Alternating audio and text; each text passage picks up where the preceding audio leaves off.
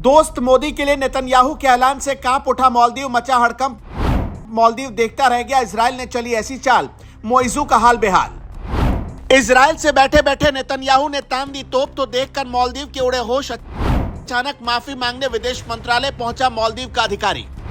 मोदी के मुहिम ने सिर्फ 4 दिन में करा दिया मालदीव का भारी नुकसान, मोइजू इसलिए परेशान। बुकिंग होने लगे कैंसिल, 10,000 से ज्यादा भारतीयों ने कहा नहीं जाएंगे मालदीव। चीन के टट्टू बने मालदीव को ऐसा लग रहा था कि वो चीन के इशारे पर चलेगा और भारत को आंख दिखाएगा तो सब कुछ चलता रहेगा। लेकिन अचानक मालदीव के इस भ्रम को तोड़ दिया पीएम मोदी के पक्के दोस्त ने। जब पीएम मोदी पर आई बात तो उनका सबसे फेवरेट दोस्त ढाल बनकर मोदी के लिए खड़ा हो गया।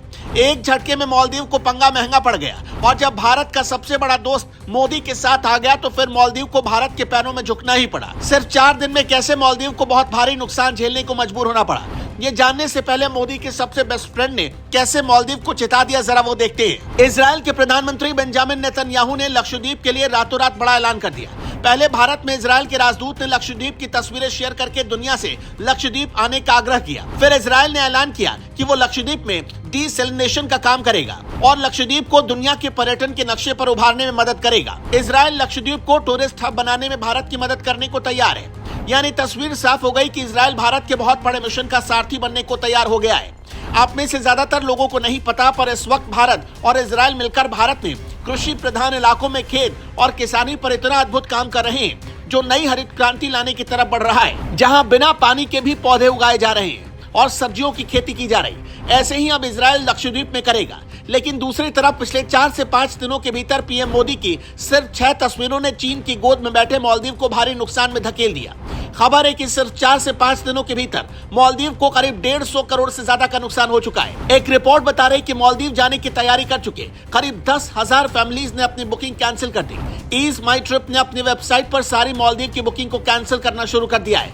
मेक माई ट्रिप ने भी देर रात ऐसा ही फैसला करके करीब 3,000 से ज्यादा बुकिंग रद्द कर दी। अगर इसी तरह बुकिंग कैंसिल होते रहे तो मालदीव को अगले 3 दिनों में और 200 करोड़ से ज्यादा का नुकसान हो सकता है।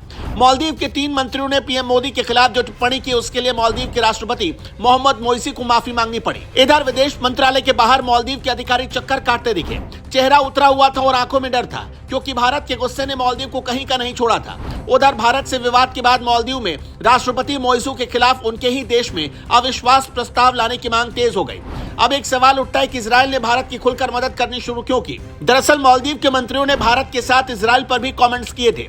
भारत और इजराइल के रिश्तों को लेकर भी आपत्तिजनक शब्दों का इस्तेमाल किया, जिससे इजराइल गुस्से से लाल हो गया और अब इजराइल ने भी मालदीव को सबक सिखाने की सौगंध खा ली है। खैर, मालदीव की ऐसी हालत देखकर आप क्या कहेंगे, हमें कमेंट बॉक्स में जरूर बताइएगा।